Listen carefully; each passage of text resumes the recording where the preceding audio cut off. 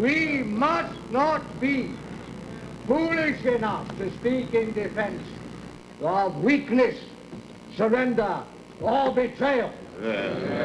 We shall not, I dare hope, forget that our great nation has no wish to be pushed, edged, talked, and cushioned out of India. 2 centuries of achievement, many brave lives expended upon valiant fields, many more spent in devoted service to the peoples of India, have earned us the right, the obligation of government in India. I do not expect to hear words of surrender from the leader of my own great party, the leader of His Majesty's opposition.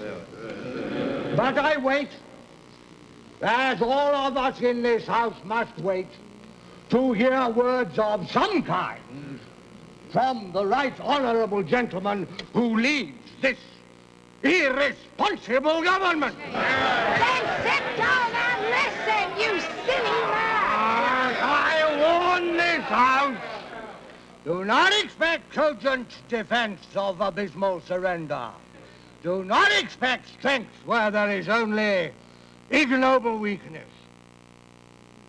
When I was a child, I was taken to the celebrated Barnum's Circus, of its many advertised attractions. There was one that I most earnestly desired to see. It was that one, described as the boneless wonder. My parents, however, judged it too revolting, too demoralizing for my tender eyes. Mr. Speaker, I have waited 50 years to see the boneless wonder, and now I see him there on the chickeny bench. May God help us all.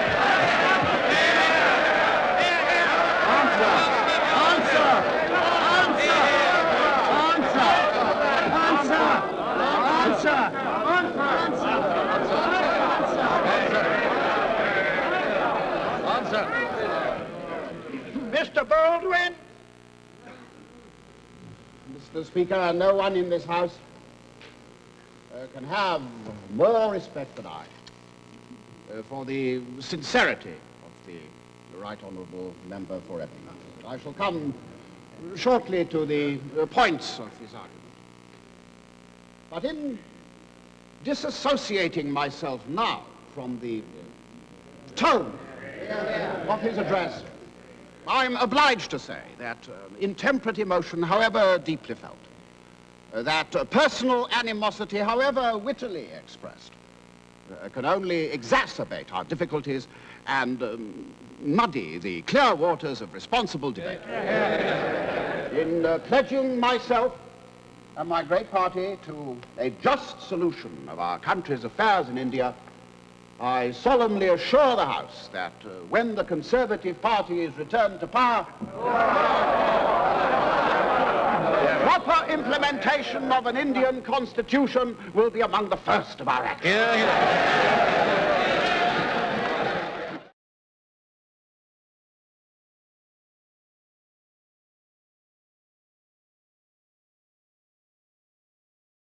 I am making no indictment of Germany. I have respect and admiration for the German people and earnestly desire to live with them in this world on terms of good feeling and fruitful relations. They are a vanquished race, and many of their grievances are justified. But the removal of those grievances ought to precede the disarmament of the victor. Right. The German people are asking for equal status in arms, whilst in Britain, disarmament is the avowed policy of our Prime Minister and of this government. But let us not delude ourselves that all that Germany seeks is equal status. Mr. Speaker, those Germans are not looking for equal status. They are looking for weapons. Now, they will soon be looking for war. The fierce passions that are raging now in Germany have not found as yet any outlet but upon Germans. But the military men who are taking control will soon make demands which cannot fail to shake and may possibly shatter the foundations of this world. That is what our Knight of the Sorrowful Countenance should be considering, and not the windmill of European disarmament. Thank goodness you're finished. Good morning, Lady Astor.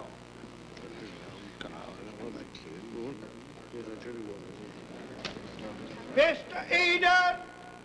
Mr. Speaker, it is a great pity that my right honourable friend, the member for Epping, should choose so serious a debate to practice his usual quips and jests. It is a fantastic absurdity to hold the Prime Minister responsible for the deterioration of international relations.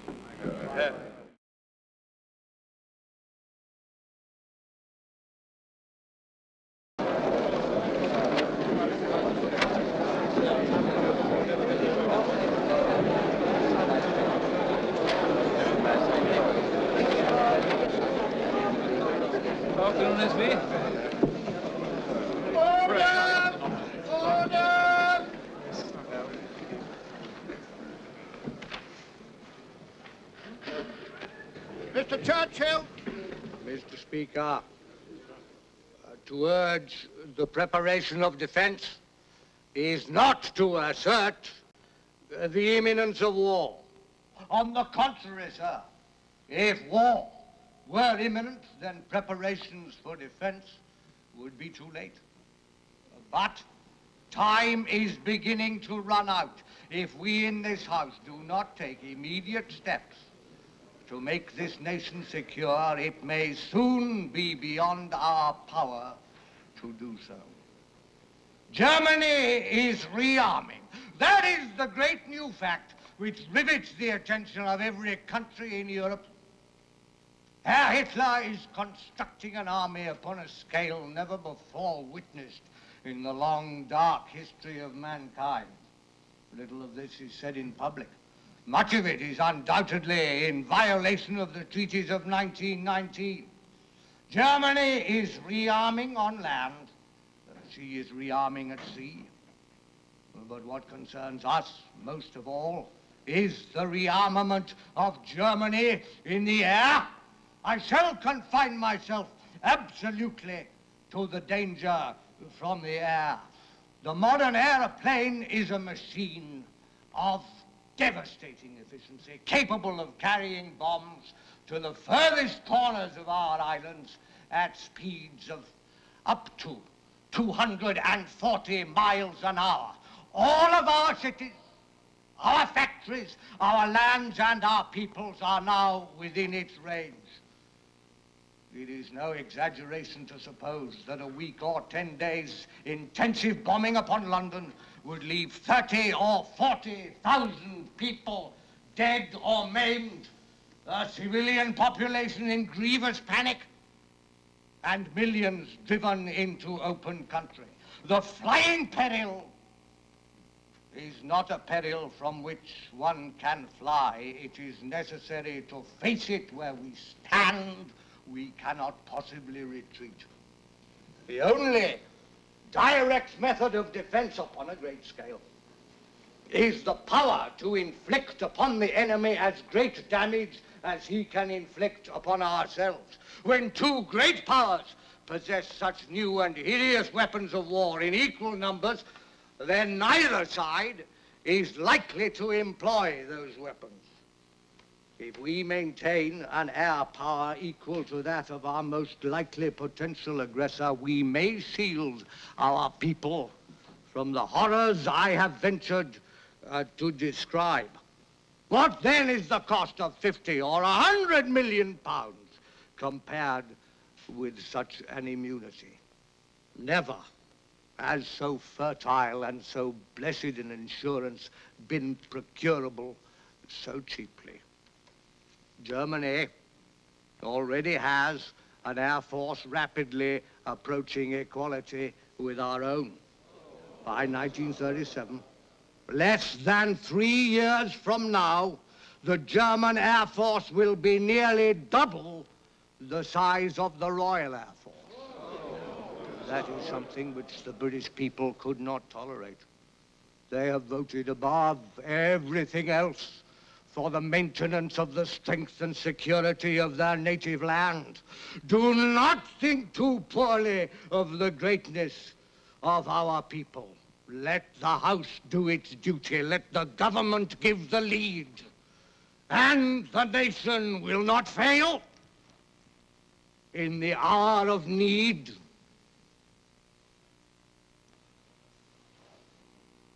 Bravo!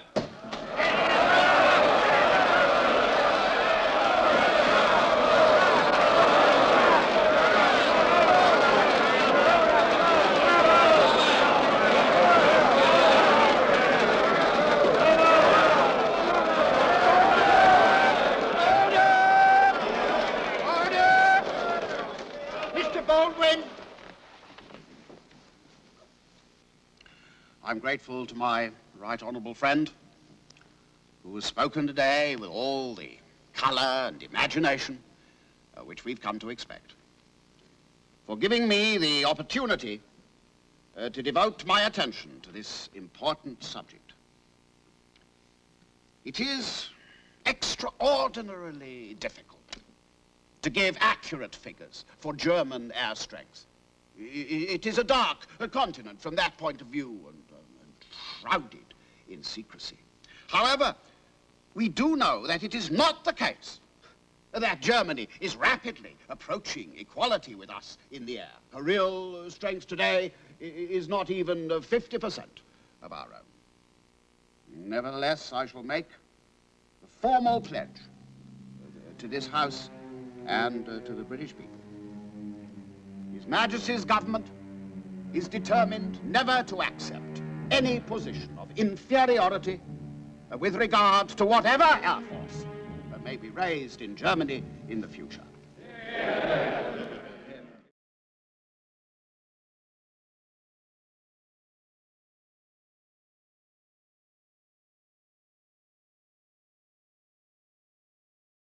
I would remind the House that a democracy always lags 2 years behind a dictatorship. I put before the whole House my own views with appalling frankness. I do not want to magnify or to minimize the seriousness of the position. The time may come when I and my colleagues feel that sterner steps are necessary.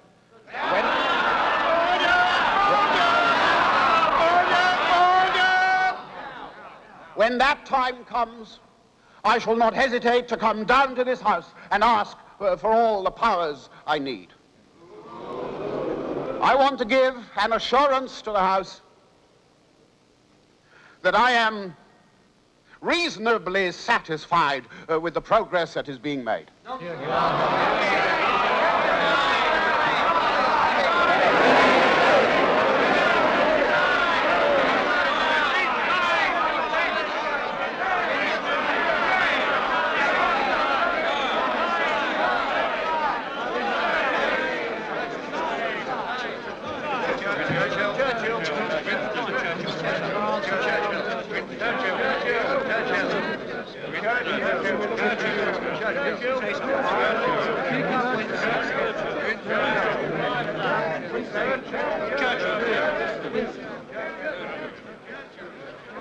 Mr. Churchill! Mr. Speaker, these last 2 years are the years that the locust hath eaten. The fleet is old and obsolete. The Air Force program is lamentable.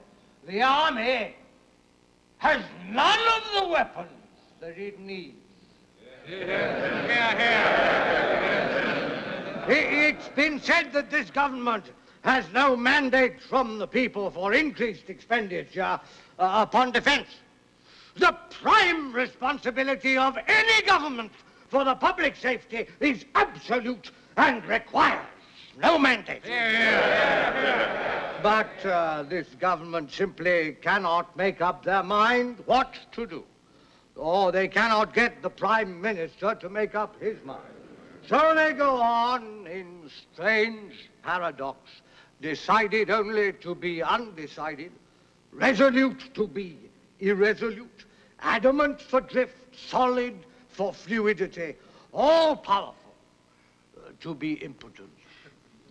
So we go on preparing months and years, precious, perhaps vital to the greatness of Britain, years for the locust to eat.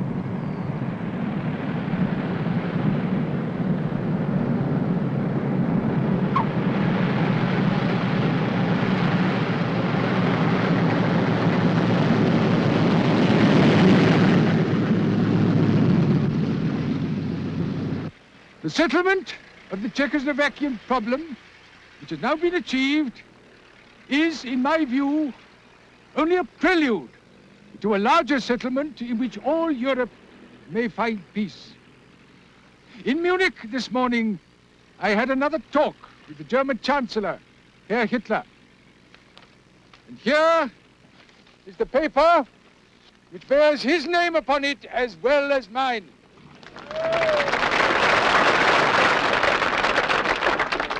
Some of you perhaps have already heard what it contains, but I would just like to read it to you. We, the German Führer and Chancellor, and the British Prime Minister, have had a further meeting today and are agreed in recognizing that the question of Anglo-German relations is of the first importance for the two countries and for Europe. We regard the agreement signed last night and the Anglo-German naval agreement as symbolic of the desire of our two peoples never to go to war with one another again.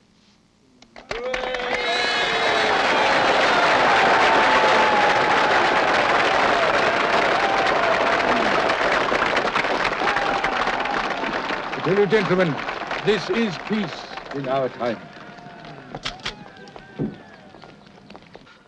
Now, I will begin by saying the most unpopular and unwelcome thing, that we have suffered a total and unmitigated defeat. Right. The utmost that my right honorable friend, the Prime Minister, has been able to secure by all his immense exertions at Munich and elsewhere, is peace. The utmost he has been able to gain for Czechoslovakia is that the German dictator, instead of snatching his victuals from the table, has been content to have them served to him course by course. For you will find in a matter of months that Czechoslovakia will be engulfed by the Nazi regime. Her frontier fortresses are already in German hands, something which France and Britain will bitterly regret when Herr Hitler chooses to look westward. Silent, mournful, abandoned, broken, Czechoslovakia recedes into the darkness. That is the most grievous result of what we have left undone for the last 5 years. 5 years of looking for the line of least resistance. 5 years of uninterrupted retreat. 5 years of neglect of our air defenses. The British people should know that we have suffered a defeat without a war. that we have passed an awful milestone in our history when the whole equilibrium of Western Europe has been deranged, and that these terrible words have been pronounced against the Western democracies: thou art weighed in the balance and found wanting. And don't suppose that this is the end. This is only the beginning of the reckoning. This is only the first sip, the first foretaste of a bitter cup, which will be proffered to us year by year, unless by a supreme recovery of martial vigor, we arise again and take our stand for freedom.